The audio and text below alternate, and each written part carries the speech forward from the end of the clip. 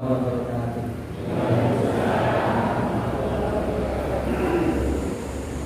Alhamdulillah, alhamdulillahilladzi ja'ala taqwa limasas sholihin wa tazawwadu bittaqwa wa qamu ala aqdamihim muntadhirin as-sa'a khassahum min ibadihi wa asma'ahum ladhiga khitabi wa wafaqahum lil muhafadzati ala sholati wal jamaah ishtara minal mu'minina anfusahum wa amwalahum bi anna lahumul jannah ala ahsani bidzawah.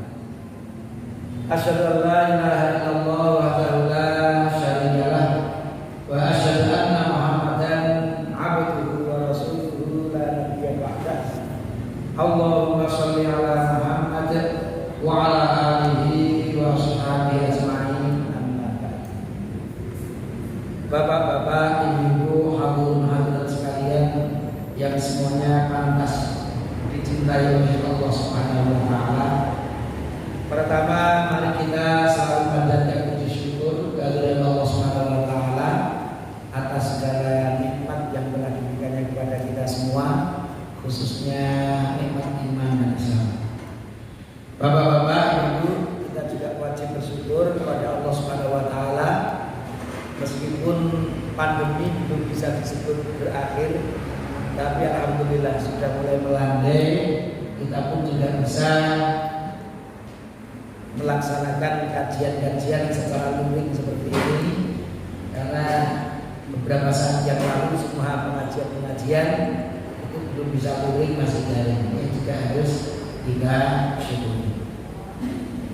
Bapak-bapak, ibu sekalian yang berbahagia, oleh panitia di Masjid Besar Al-Furqan ini, saya memang tidak diberi judul, maka tadi saya memilih judul sendiri.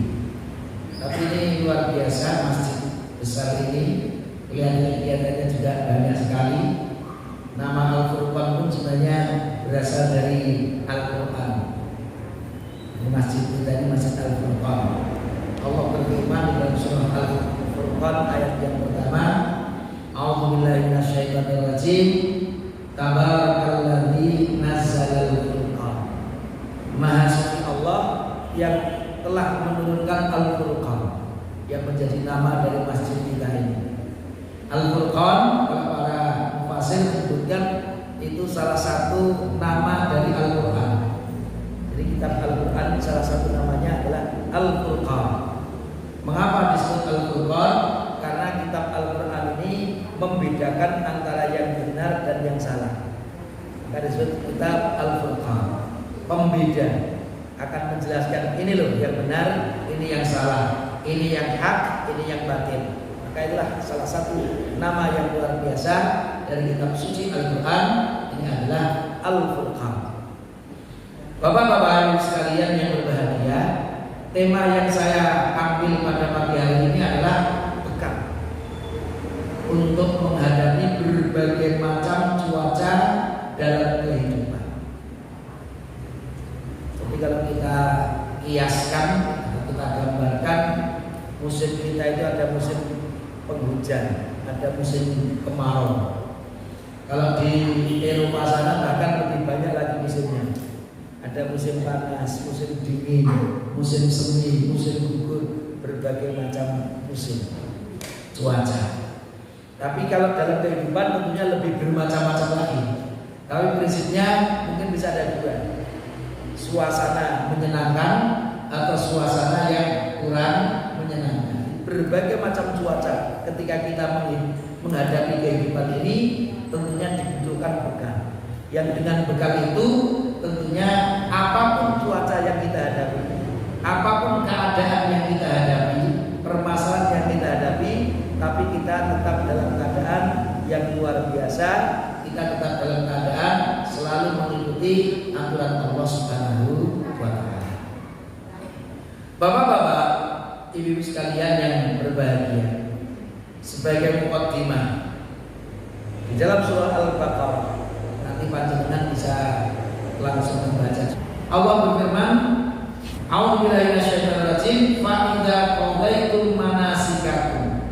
Apabila kalian telah menyelesaikan ibadah haji kalian, fadhkurullaha, maka berzikirlah dengan menyebut nama Allah, kadzikrikum aba'akum, sebagaimana kalian menyebut membangga-banggakan nenek moyang kalian, au asyadda dzikra, atau bahkan berzikirlah lebih banyak dari itu.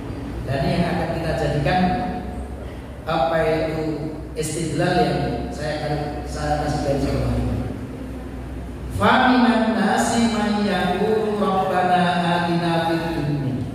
Di antara manusia itu ada yang berdoa kepada Allah, Rabbana atina fid dunya, ya Allah berilah kami kebaikan untuk dunia kami. Wa ma lahum fil akhirati min khalaq, tapi mereka ternyata tidak mendapatkan kebahagiaan atau sesuatu yang membahagiakan, menyenangkan di akhirat. Karena yang didoakan itu hanya urusan dunia. Ya Allah, berilah aku jabatan, berilah kekayaan. Dunia hanya dunia saja. Di antara manusia seperti itu. Ternyata bapak-bapak, ibu-ibu, kalau kita ingin mendapatkan keterangan yang luas tentang ayat itu, salah satu informasi yang bisa kita ambil itu dari kitab-kitab tafsir. Banyak sekali kitab-kitab tafsir yang menjelaskan ayat-ayat itu. Saya contohkan dalam kitab tafsir Ibnu Katsir. Qala Sa'id bin Jabir. Sa'id bin Jabir berkata, an Ibnu Abbas. Ini keterangannya dari sahabat Abdullah bin Abbas. Sahabat Abdullah bin Abbas itu termasuk sahabat yang min sighari sahabi, sahabat yang sighar, ya, sahabat kecil. Karena Rasul ketika wafat pun sahabat Abdullah bin Abbas ini baru berumur 13 tahun. Jadi sangat remaja. Tapi meskipun beliau masih remaja itu sudah menjadi alim.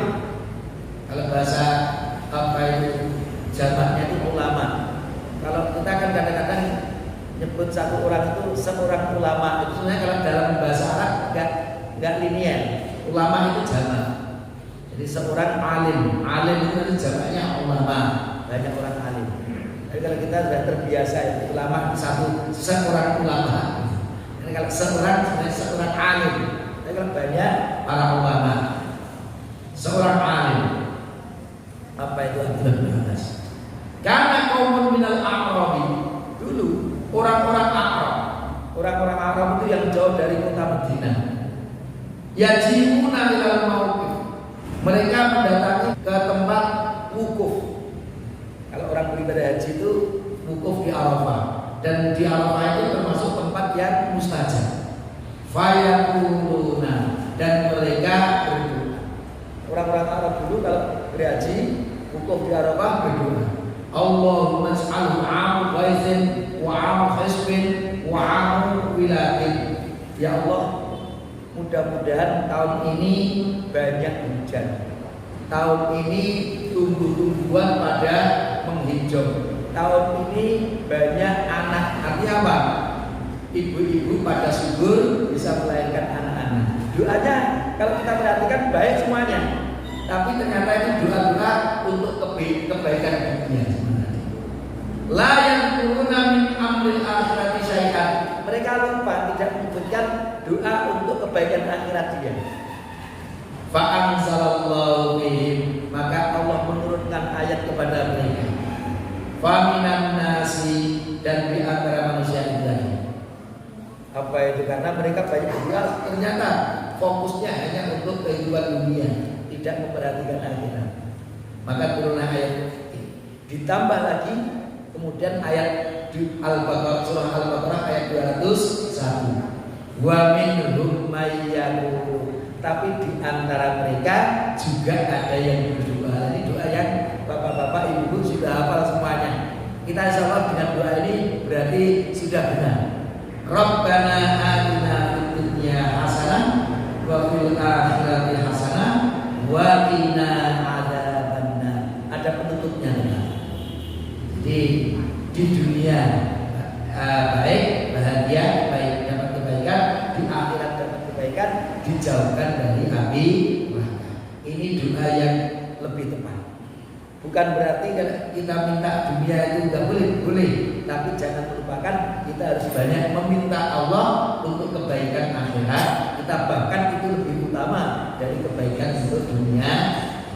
Inilah sebagai pengantar bagaimana kita memiliki bekal dalam menghadapi cuaca di dalam kehidupan dunia yang menghantarkan kita diridhoi oleh Allah Subhanahu wa Ta'ala. Jadi agar kita hidup berbahagia baik di dunia maupun akhirat, maka ada beberapa bekal yang harus kita miliki dalam menghadapi hidup di dunia ini. Yang pertama, bapak-bapak ibu, apa bekal yang penting kita miliki?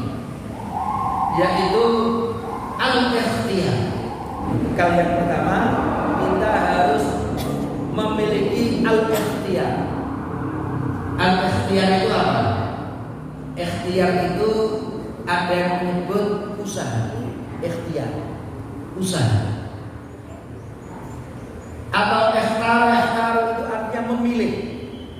Jadi ikhtar itu memilih, usaha atau memilih.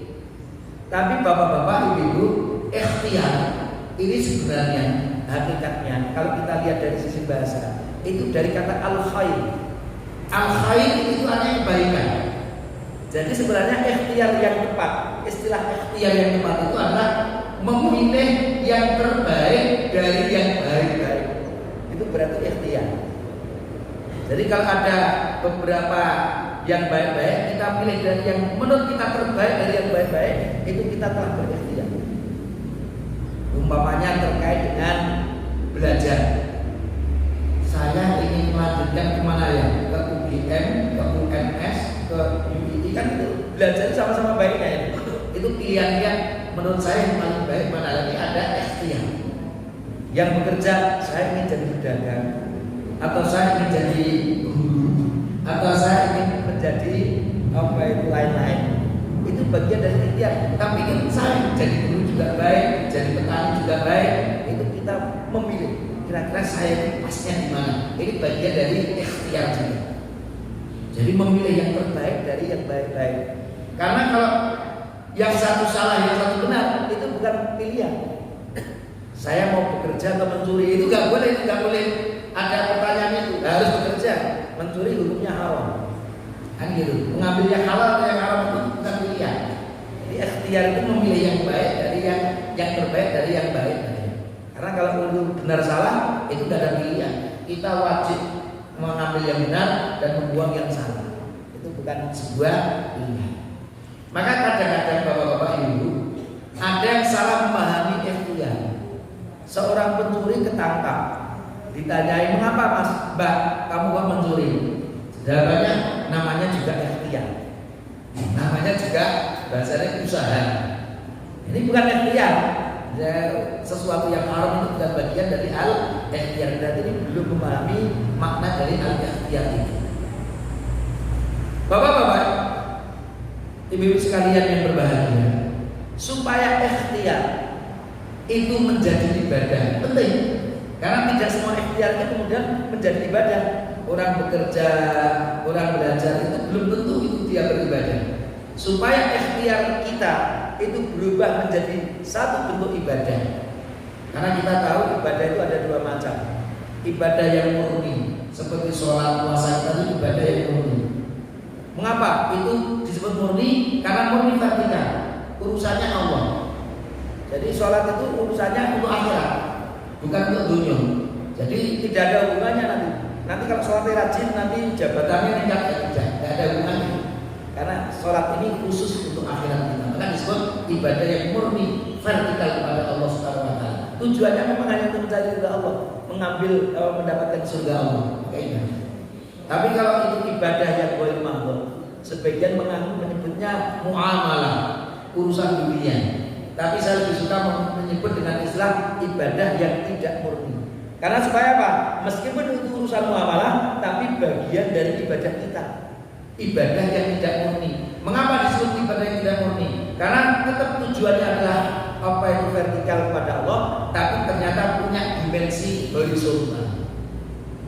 Maka kalau jenengan bekerja itu kalau tujuannya ya Allah, saya itu bekerja untuk melaksanakan perintahmu sebagai kepala keluarga, menghidupi keluarga, untuk mendapatkan ridhomu. Maka bekerjanya itu memiliki nilai ibadah. Berbeda dengan orang yang bekerja itu aja, nggak ada niat apa-apa. Maka itu usaha yang memang tidak haram kalau usahanya halal, tapi nggak ada nilai ibadah, nggak ada pahalanya. Maka di sini penting kita memahami. Lalu apa ya? Apa saja yang harus kita miliki supaya amaliyah kita ini, muamalah kita itu juga memiliki nilai ibadah, ikhtiar-ikhtiar kita di dunia.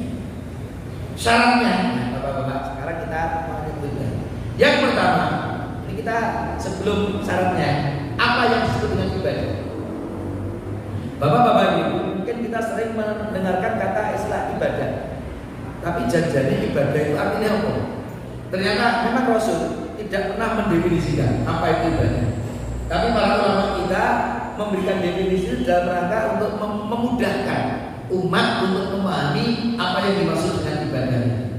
Mereka menyebut ismun jami'un lima yuhibbuhullahu minal aqwali wal af'al. Jadi semua yang dicintai oleh Allah, baik itu berupa ucapan maupun perbuatan.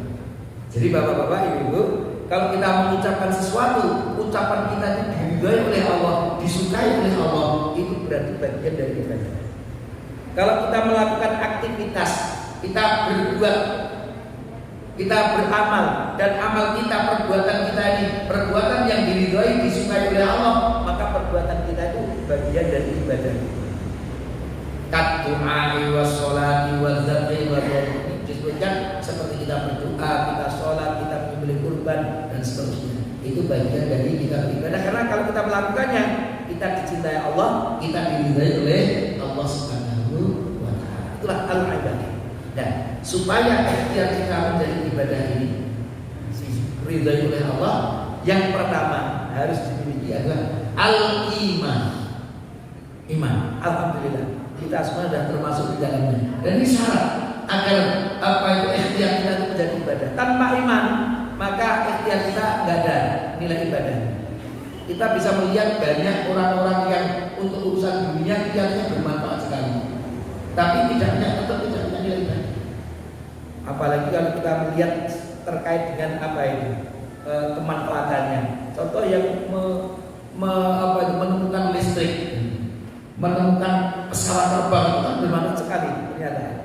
Tapi kalau ketika dia melakukan itu tanpa ada iman, ya tidak akan mendapatkan balasan dari Allah Subhanahu wa taala. Karena Allah berfirman, innal ladzina amanu, sesungguhnya orang-orang yang beriman, ini harus beriman dulu. Wa amilus sholihat, setelah beriman dia beramal saleh, kanat lahum jannatul firdausi nuzula, mereka akan mendapatkan surga. Jadi di sini harus syaratnya pertama, alladzina amanu, harus iman dulu. Maka sekarang saya gambarkan bapak-bapak, ibu-ibu, terkait dengan iman ini, itu seperti kalau ada seorang siswa, mahasiswa, dia ikut belajar di kampus, di kelas dia juga ikut belajar, diskusi juga dia ikut diskusi, ujian juga mengerjakan ujian, tapi teman-temannya dapat ijazah, dia tidak dapat ijazah, protes sama kampus. Saya kok tidak dapat ijazah, teman-temanku lalu diskusi podo aku yang melu. Ternyata seseorang tadi tidak daftar jadi mahasiswa. Podo sinaune, podo belajare, podo diskusine, nimbane orang daftar jadi mahasiswa. Sehingga ketika sudah masuk apa itu wisuda itu, dia nggak disebutkan namanya, protes. Namamu kok nggak ada? Kampus mengatakan kamu nggak daftar. Dan daftar kamu dapat ijazah, jadi nggak daftar. Jadi daftar surga itu dengan iman. Tentunya dibuka dengan syahadat asyhadu alla ilaha. Ini dengan bersyahadat itu kita berarti daftar surganya Allah Subhanahu wa taala. Karena nanti dengan iman ini, maka amal perbuatan kita dengan keimanan ini akan dibalas oleh Allah Subhanahu wa taala. Al-iman, para ulama menyebutkan iman itu ada 3 dimensi. Yang pertama, tasdiqun bil qalbi, pembenaran dalam hati. Jadi hatinya benar-benar membenarkan. Karena kalau hatinya tidak membenarkan, tapi yang lainnya membenarkan, itu nanti menjadi seorang munafik. Bersyahadat dengan lancar, bahkan kita sholat kan gitu toh. Tapi ternyata tasdikun bil qalbi enggak ada. Dalam hatinya dia tidak mengakui. Itulah orang-orang munafik, bukan bagian dari orang yang beriman. Tasdikun bil qalbi, hatinya benar-benar membenarkan, mengakui, meyakini 100%, tidak ada keraguan sama sekali. Wa iqrarun bil lisan, dan diikrarkan di dalam lisan, salah satu dengan bersyahadat. Wa amalun bil arkan, dan diamalkan dengan perbuatan-perbuatan. Ya, ada perintah sholat, diperintahkan untuk puasa, berpuasa. Ini bagian dari. Jadi iman itu memang 3 dimensi ini. Kalau kita memiliki 3 dimensi ini, hati kita mengakui keimanan ini 100%, kemudian kita ikrarkan dengan lisan, perbuatan kita menunjukkan kita beriman kepada Allah, itulah yang disebut seseorang yang imannya itu sempurna. Hatinya, ucapannya, perbuatannya menunjukkan beriman kepada Allah Subhanahu wa taala. Maka dalam hal ini para ulama menyebut al-iman yazidu wa yanqus. Iman itu bisa bertambah kuat, wa yanqus, dan bisa bertambah tipis, berkurang. Iman itu bisa menguat, bisa menipis, menjadi lemah, jadi fluktuatif. Disebut yazidu bit-ta'ah. Iman itu akan bertambah ketika kita selalu taat. Semakin banyak ketaatan-ketaatan kita lakukan, ini artinya meningkatkan keimanan kita. Tapi wayak bil ma'asi, tapi kalau kita banyak bermaksiat, banyak melanggar aturan Allah, itu iman kita semakin lemah, seperti pohon ini. Maka ini pengajian ini bagian dari nyirami. Mudah-mudahan iman kita itu pohon yang sudah kita pelihara ini dengan disirami, maka akan semakin rimbun, semakin kuat, semakin taat kepada Allah Subhanahu wa taala. Bapak-bapak Ibu sekalian yang berbahagia, itu syarat yang pertama. Jadi kalau tanpa iman, sebaik apapun orang itu, dan kalau dia berbuat tidak minta kepada Allah, kan tidak akan diberi. Dia ketika minta itu untuk mendapat balasan dari siapa? Kalau kita yang beriman kan ingin mendapatkan balasan dari Allah, Allah akan membalas kita. Tapi mereka yang berbuat baik itu kan nggak ada niat untuk meminta kepada Allah. Kalau dia minta kepada Allah, Allah berikan. Dan dia nggak minta kepada Allah, minta ke diri, kan tidak bisa seperti itu. Dari sisi logika juga demikian. Yang kedua, bapak-bapak ibu, al-ikhlas harus dilakukan dengan cara al-ikhlas. Qul inna sholati wa nusuki wa mahyaya wa mamati lillahi rabbil alamin. Katakanlah ya Muhammad, salatku, ibadahku, hidupku, matiku hanya untuk Allah. Itu orang yang selalu ikhlas. Semuanya untuk mendapatkan ridha Allah Subhanahu wa taala. Bahkan Rasul bersabda, innamal a'malu binniyat. Setiap amal itu ada niatnya. Wa innamal limri'in ma nawa. Dan setiap orang itu hanya akan mendapat sesuai niatnya. Jadi bapak-bapak, ini penting sekali niat ini.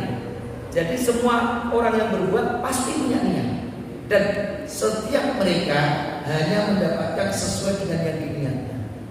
Bahkan ketika panjenengan datang ke masjid ini, itu dia tergantung niatnya.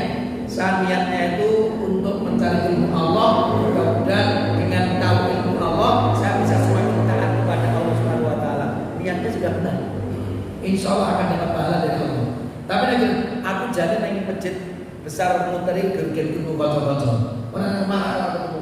Nang kono itu ngobrol-ngobrol. Ternyata tujuannya hanya gen iso ngobrol, ya bisa ngobrol aja. Padahal pentingnya ambinya itu kita hadirkan dalam setiap aktivitas kita.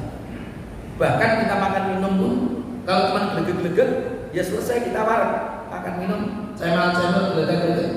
Tapi bismillah ya Allah, saya memulai pagi dengan sarapan, minum supaya badan kuat, sehat, bisa melanjutkan aktivitas beribadah untuk mencari ridho. Dengan niat ini bismillah sudah mendapatkan bagian dari ibadah. Maka penting sekali kita menghadirkan yang namanya an-niyah, dan niat ini harus benar-benar ikhlas.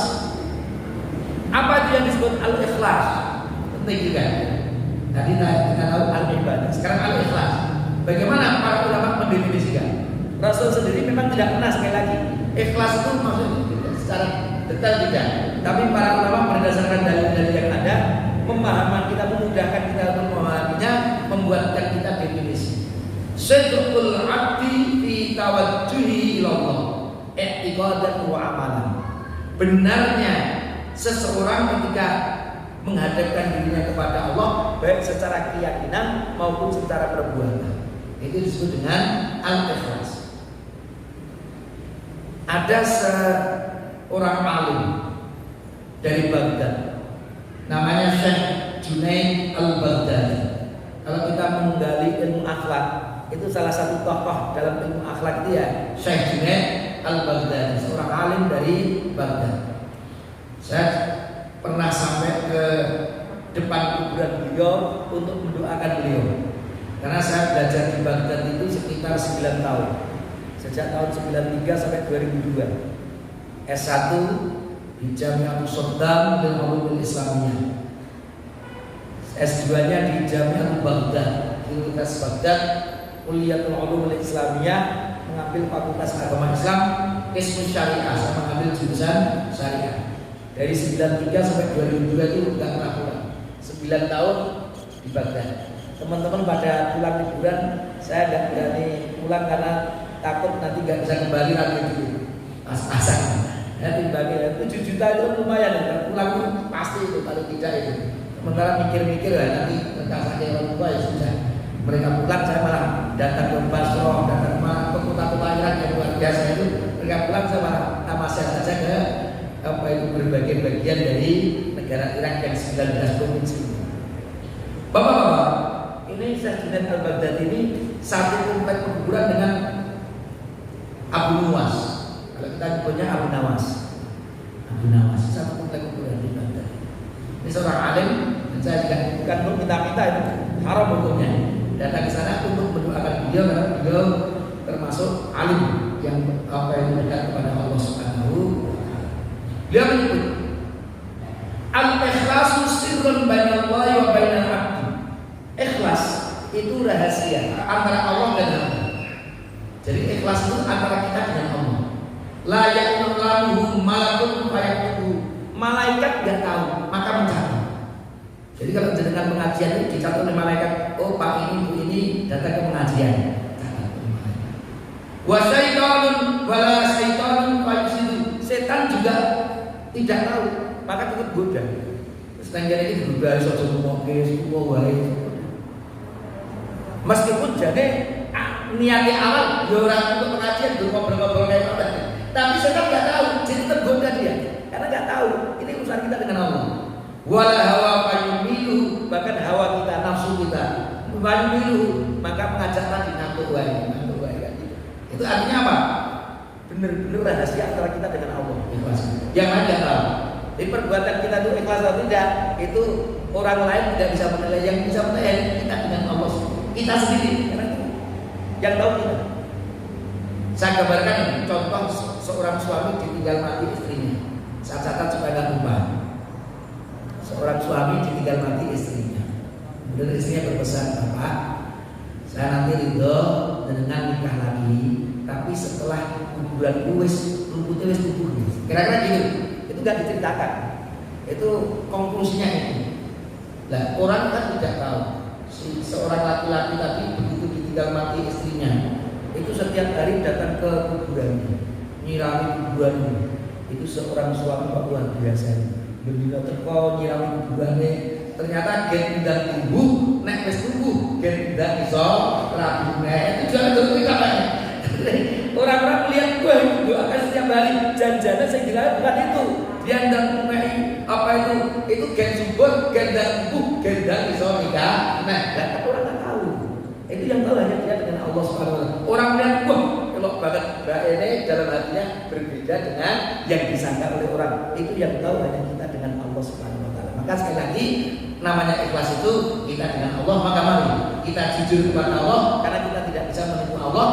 Mari kita ikhlaskan setiap perbuatan kita ini, jangan sampai meleset sehingga apa yang kita harapkan dari Allah ternyata tidak dapat apa.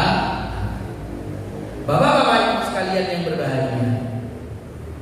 Yang ketiga, selain kita beriman dilakukan dengan cara ikhlas, maka perbuatan kita itu juga harus benar. Artinya kalau perbuatan kita itu tidak benar atau bertentangan dengan aturan Allah, sama juga tidak ada gunanya. Kita beriman, niatnya untuk mencari ridha Allah, tapi apa? Saya ini korupsi lillahi ta'ala, untuk mencari ridha Allah. Nggak bisa ya, namanya korupsi itu nyolong itu dilarang oleh Allah. Dan kok caranya tidak benar. Di dalam Islam cara itu penting. Cara itu sangat penting. Bahkan Allah melihat memberikan pahala kepada kita itu proses yang kita lakukan, bukan hasilnya.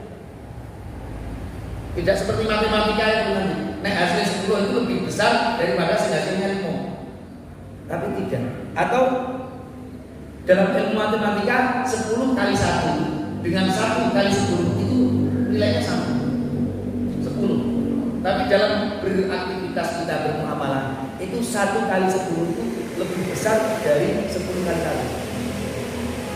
Sidik tapi kontinu itu nilainya lebih tinggi daripada oke, ini bisa tak wes. Itu dalam agama. Dalam ilmu matematika bodoh jawabannya. Tapi dalam ilmu menghadapi kehidupan ini itu ternyata 1 kali 10 itu lebih besar nilainya dari 10 kali 1 karena keutamaan dari kontinuitas itu tadi. Adwamuha wa in qalla basara itu khairul a'mal, setiap amal yang paling baik itu adwamuha, yang paling kontinu, wa in qalla meskipun sedikit tapi kontinu.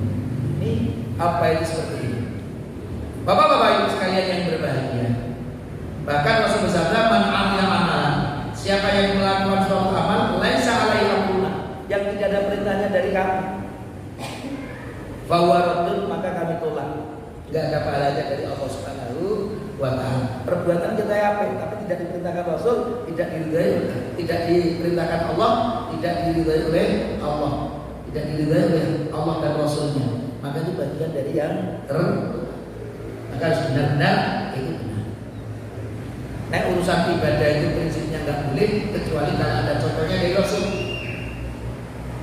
Jadi kalau ibadah itu bapak-bapak, ibadah mahdoh yang murni itu seperti tukang jahit, Jadi kan mungkin ahli dalam menjahit, Pak, baju saya itu penak banget, itu nemplek banget ini. Tolong saya dibuatkan baju yang persis seperti ini. Kalau jenengan sebagai tukang jahit punya inovasi dewi, tak tambahin 5 cm. Kok kaget saja. Kok kober apa malian? Wes tak sudone 5 cm. Kok malah nyangcut kan Bapak rapi tak juga. Ditambahi ora penak, dikurangi ora penak. Itulah ibadah itu yang paling besar pahalanya, yang paling tepat, yang paling persis dengan apa yang dicontohkan oleh Rasulullah Shallallahu Alaihi Wasallam itu ibadah.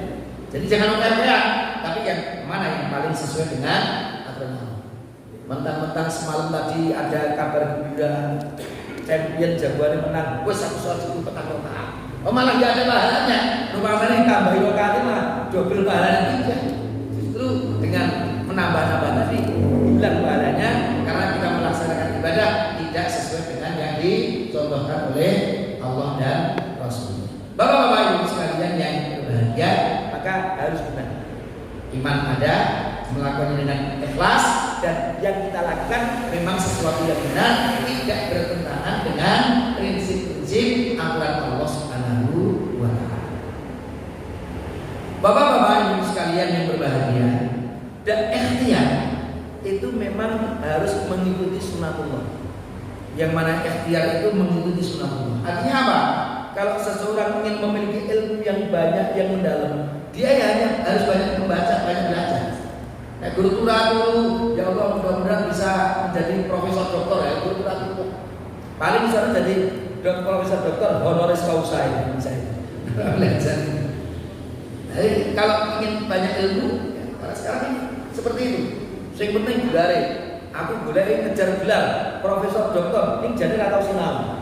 Ada orang yang nggak pernah belajar S1, S2, S2 nggak belajar, tapi tidak punya titel itu, tapi belajarnya luar biasa. Ini kan beda versi. Yang satu ngejarnya titelnya, yang satu ngejarnya ilmunya. Ini tergantung masing-masing. Yang benar dua-duanya. Ya profesor, ya ilmunya mendalam itu kan ya. Secara formal dan non formal itu juga benar-benar belajar. Ini luar biasa. Jadi ada sunatullahnya. Kalau orang ingin mendalami ilmu ya banyak belajar. Kalau orang ingin kaya ya banyak bekerja. Orang-orang dulu nggak pernah bekerja berharap punya uang miliaran, itu namanya tidak mengikuti sunatullah. Ingin panen ya bercocok tanam. Lalu orang yang bercocok tanam saja jari ini apa itu menanam padi aja tumbuhnya harus potek gitu. Apalagi ini yang tidak bercocok tanam, harus panen, ini dari mana tuh mimpi namanya? Ingin sembuh ya berubah. Ada apa itu usaha untuk sembuh. Jadi semua ikhtiar itu harus mengikuti sunatullah. Itu harus kita miliki visi ini. Karena kalau kita tidak mengenal ini nanti ya hanya mimpi akhirnya kita. Apa sebenarnya rezeki itu? Penting bapak-bapak untuk memahami. Janji rezeki itu apa?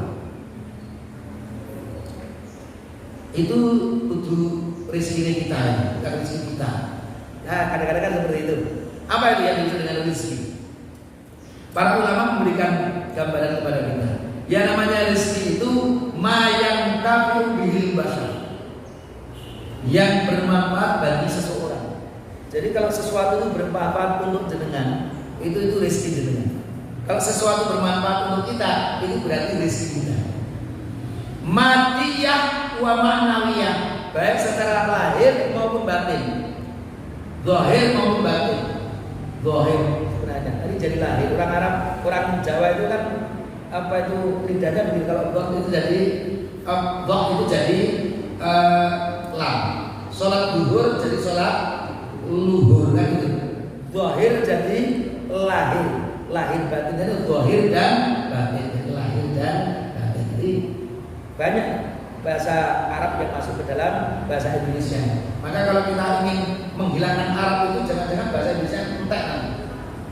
Itu DPR itu Dewan Perwakilan Rakyat, itu bahasa Arab namanya Dewan Dewan Perwakilan dan kata al-waki itu bahasa Arab. Rakyat rakyat rakyat itu MPR juga majelis itu juga bahasa Arab. Jadi banyak itu. Akal namanya. Akal al-aqli itu bahasa Arab. Jawa itu Indonesia itu Arab. Indonesia namanya akalnya bahasa Indonesia akal apa? Al-aqli itu kan bahasa Arab itu. Akal kita. Nah, itu contoh. Jadi artinya bahasa Arab itu luar biasa masuk dalam bahasa Indonesia. Maka kalau kita menghilangkan ya jangan-jangan bahasa Indonesia kita banyak hilang nanti. Karena mafhum, maksud itu pasti banyak bahasa Arab itu. Nah itu matiyah wa ma'nawiyah. Jadi ada yang berupa materi, ada yang berupa non materi. Jadi rezeki yang kadang-kadang kita melihat itu yang materi, yang non materi ya kita tidak pandang sebagai rezeki tidak. Yang materi benar, cadar, pangan, papan, kendaraan itu kan bagian dari rezeki berupa materi. Tapi ada yang non materi sebenarnya rezeki yang jauh lebih hebat ini. Apalagi terkait dengan iman. Kita menjadi seorang muslim, ini benar rezeki yang paling besar yang diberikan oleh Allah kepada kita. Nikmat paling besar ini. Apa itu iman ini? Dengan iman ini kita masuk surga. Tanpa ini semua orang nanti sengsara di akhirat nanti. Itu rezeki paling luar biasa, paling bermanfaat untuk kita untuk akhirat kita nanti. Sehat, ini rezeki juga bapak-bapak ini. Rezeki ini bukan berupa harta ini, tapi ini rezeki. Orang punya miliaran, triliunan, tapi di UGD, coba bayangkan. Nggak bisa bermanfaat apa-apa, bisa ditabung mau. Orang ada gunanya cuma mobilnya, mau gue gimana? Kalau sakit di UGD nggak bisa ngomong-ngomong. Tapi yang bisa dimanfaatkan itu adalah rezeki.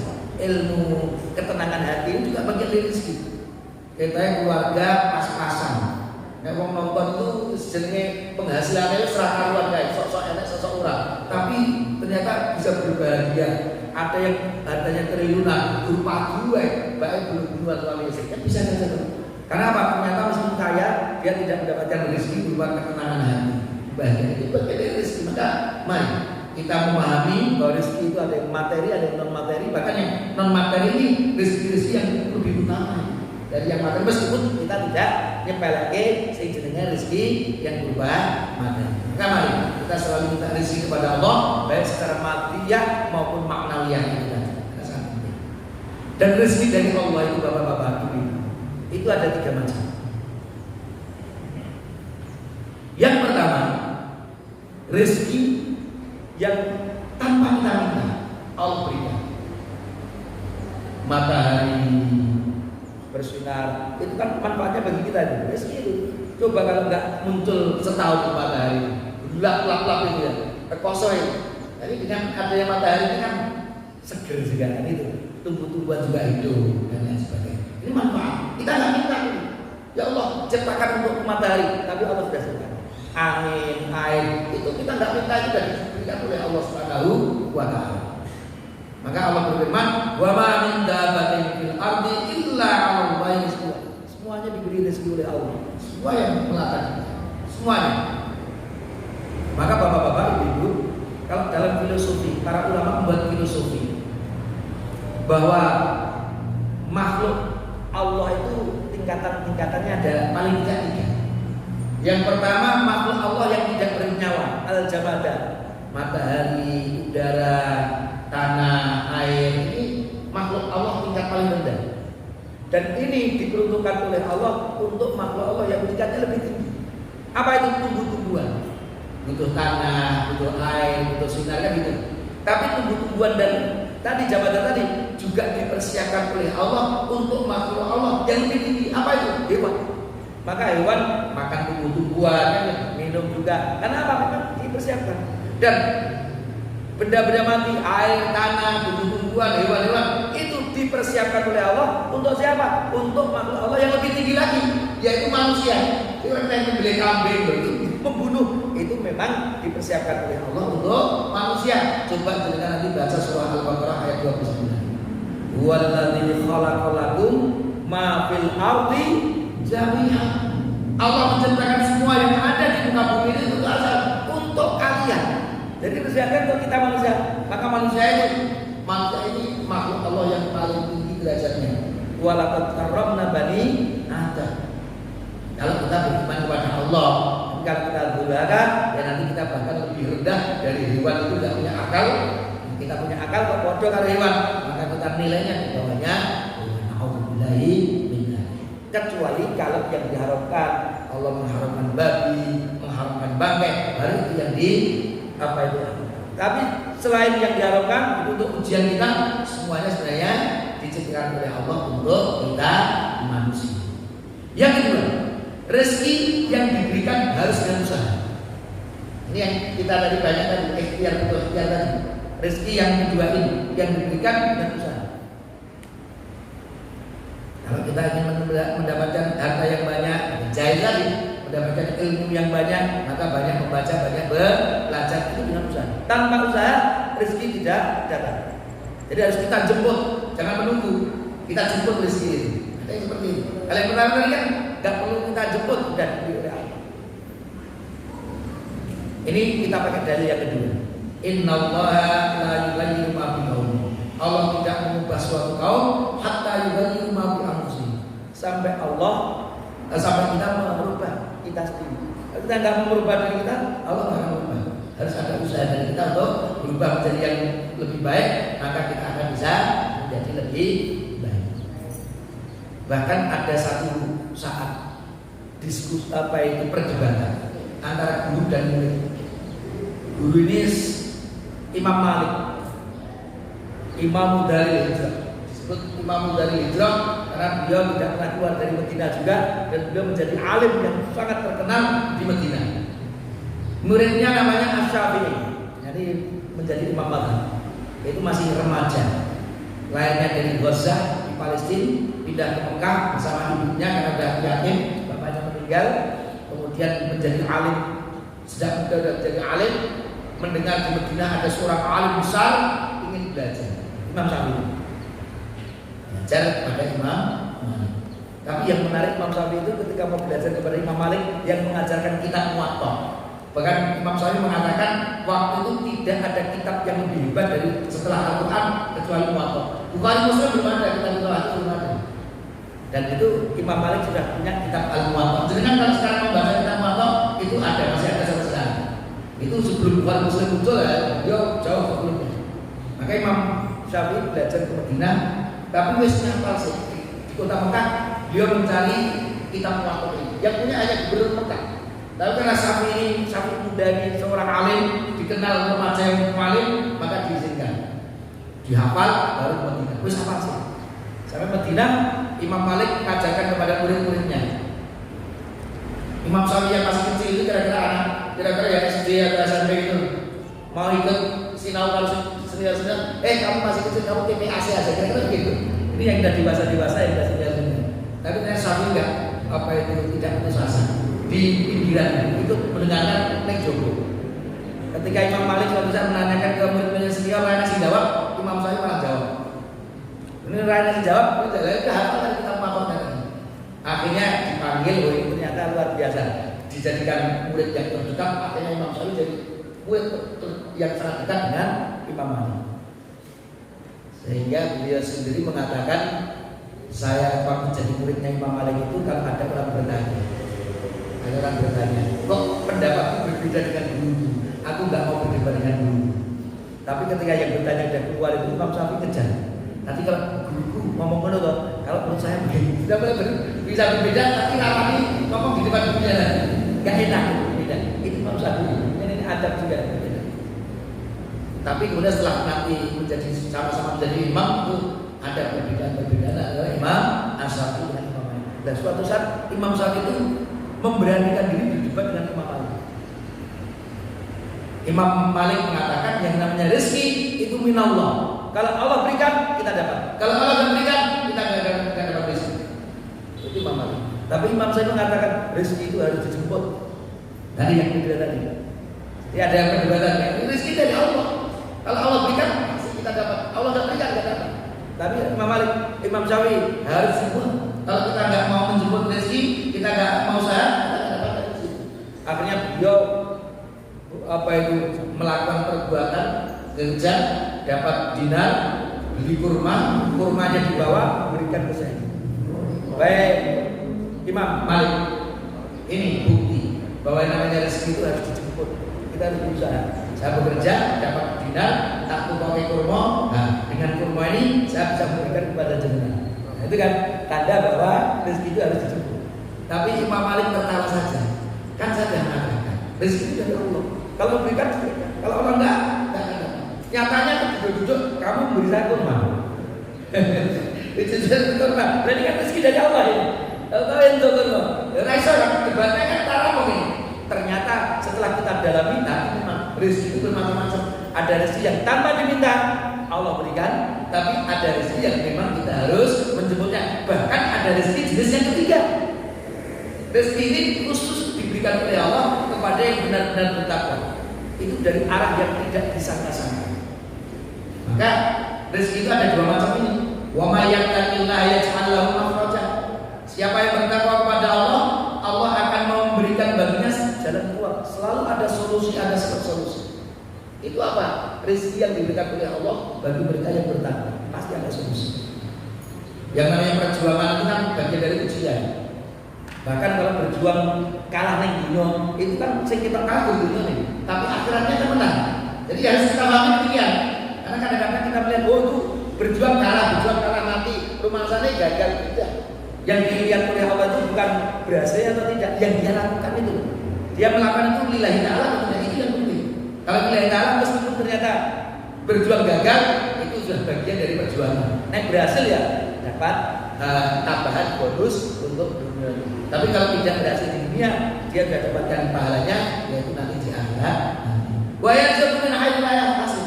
Allah memberikan rezeki dari arah yang tidak disangka-sangka. Ujung-ujungnya itu Allah janjikan kepada mereka bertakwa. Maka kalau kita menghadapi sulit apapun, jangan sampai kita keluar dari aturan Allah.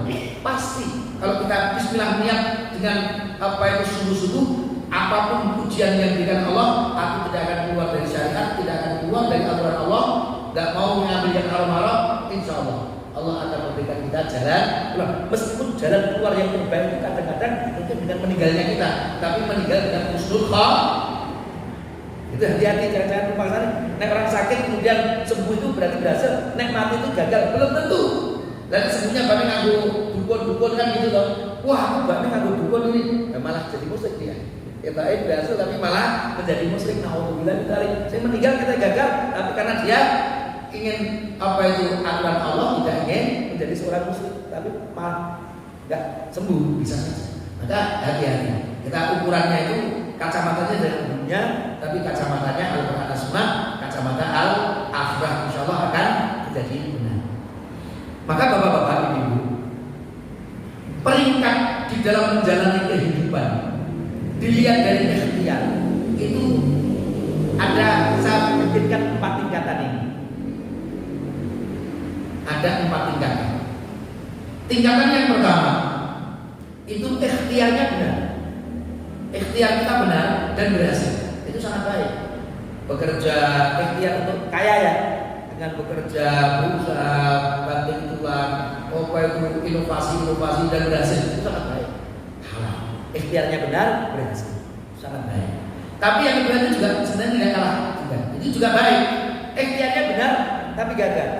Usaha di bidang peternakan, rapati maju, ganti pertanian, rapati kita guna ganti, kita kaya berhasil. Tapi cara-caranya halal, selalu mengikuti aturan Allah Subhanahu Wa Taala, tidak dengan cara-cara yang dimurkai oleh Allah.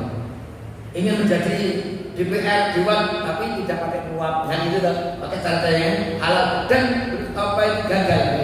Itu tetap baik. Kenapa? Mengapa saya katakan baik? Karena caranya yang akan dilihat oleh Allah. Yang dilihat oleh Allah nanti caranya itu masih baik. Usahanya halal meskipun gagal. Yang jelek itu nomor 3 dan paling ikhtiarnya salah, gagal. Harus dari Dewan nyogok tur jadi. Lah kan berarti ikhtiarnya salah, tur gagal. Itu jelek, itu buruk itu. Tapi ada yang lebih buruk lagi Bapak-bapak Ibu. Ikhtiarnya salah dan berhasil.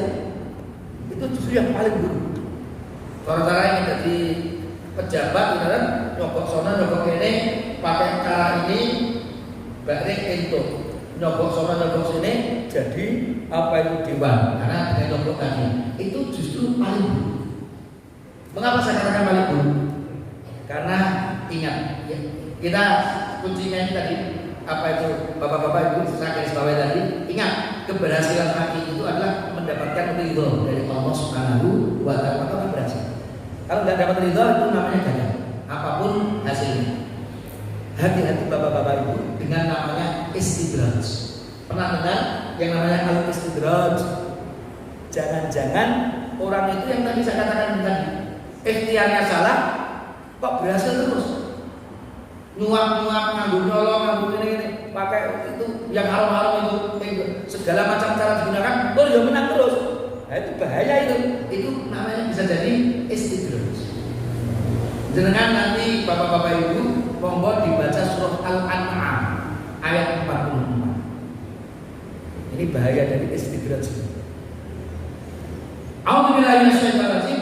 Falamma nasu ma dzukiru bihi, maka ketika mereka itu melupakan peringatan dari Allah. Peringatan dari Allah itu ya Al-Qur'an ini. Tadi sebagai Al-Furqan tadi, pembeda antara yang benar dan yang salah. Mereka melupakan Al-Qur'an. Sing aturan Al-Qur'an dibuat, sing dituntut Al-Qur'an malah dikerjakan. Nah, itu berarti nasu ma dzukiru, dia melupakan peringatan dari Al-Qur'an. Fatahna alaihim abwaaba kulli syai', tapi kami bukakan baginya pintu-pintu kesenangan dunia. Melanggar Al-Qur'an tapi jabatannya meningkat, tapi malah ekonominya semakin melejit pada dengan cara melanggar aturan Allah. Hatta idza farihu bima utu, sehingga ketika mereka berbeda dengan apa yang telah diberikan oleh Allah dengan cara itu tadi, nyolong bane atau konangan paling makmuran itu namanya. Itu mereka ketika bergembira itu akhadnahu baghtatan fa idza hum mublisun. Kami siksa mereka dengan sekonyong-konyong dan ketika itu mereka kemudian berputus asa. Ini bisa gambaran cara-cara nek jadi penguasa itu 5 tahun dan tak ujuk-ujuk banyak tidak kan. Dan ini yang di pesta saya itu wis rampung. Jangankan kalau 5 tahun, mungkin 20 tahun hidup kita di dunia ini pun disebut kehidupan yang singkat. Maka sekonyong-konyong bisa. Dia berkuasa 2 kali, 3 kali, 4 kali, begitu nyampe akhirat tahu-tahu menumpuk dosanya. Ini sekonyong-konyong dia nanti kaget. Nek ngono aku bisa rasa jadi puasa aja ya. Karena ternyata banyak berbuat zalim, dosane ra karuan. Nah, ini banyak orang yang seperti ini loh Bapak-bapak Ibu. Maka kita harus menyadari, kalau kita menyadari ini, kalaupun kita berhasil itu ya dengan usaha yang benar-benar apa itu sesuai dengan aturan Allah sehingga itu bukan istidraj. Atau hadisnya ini, Bapak-bapak, ini langsung juga disampaikan terkait dengan istidraj. Idza ra'aitallah, kalau kamu melihat Allah yu'til 'abda, memberikan hambanya minat dunia, dari kesenangan dunia ini, ala ma'asi, atas maksiatnya. Dia bermaksiat kemana-mana, ning ayo ra tau kena korupsi nang dindi, ra tau masuk penjara hari. Oh, selingkuh selingkuh, pirang-pirang atau konangan bojone kita kan enjoy saja kan itu. Jadi kesenangan dunia itu Allah apa itu berikan. Alam maasi atas kemaksiatan, mari yang dia suka dia dapatkan yang dunia ini. Wa innama huwa istidraj. Ketahui itu adalah istidraj. Nanti dia hanya akan mendapatkan dosa yang numpuk-numpuk di akhirat. Itu makanya saya katakan itu paling buruk. Apalagi tidak menyadari sampai mati, akhirnya nanti seperti Fir'aun dan lain-lain yang penyesalannya sudah tidak berguna lagi. Maka mari, mumpung kita hidup ini, kalau ada kesalahan-kesalahan, mari kita kembali kepada aturan Allah Subhanahu Wa Taala, sehingga kalau kita berhasil itu bukan karena istidraj, tapi benar-benar kita mendapatkan ridho dari Allah Subhanahu Wa Taala. Bapak-bapak, ibu-ibu, ini ternyata sudah sehabis waktunya bagi yang pertama. Padahal ada 5, saya siapkan 5. Mungkin nanti yang lain di kesempatan yang lain saja. Nanti ada ikhtiar, ada doa, ada tawakal, nanti ada yang 4 dan 5 akan kita lanjutkan pada kesempatan yang lain. Mudah-mudahan ada waktu untuk melanjutkan kajian kita. Nanti dari bapak-bapak ibu, terima kasih atas segala perhatian dan mohon maaf sekali atas segala kekurangan. Kalaupun ada yang salah, monggo kita saling menasihati karena sama-sama kita belajar untuk nafsu ilmu Allah, untuk mendapatkan ridho dari Allah. Mudah-mudahan dengan niat ini semuanya akan mendapatkan pahala dan ridho dari Allah Subhanahu Wa Taala. Aku qouli hada wa astaghfirullah li wa lakum. Wassalamu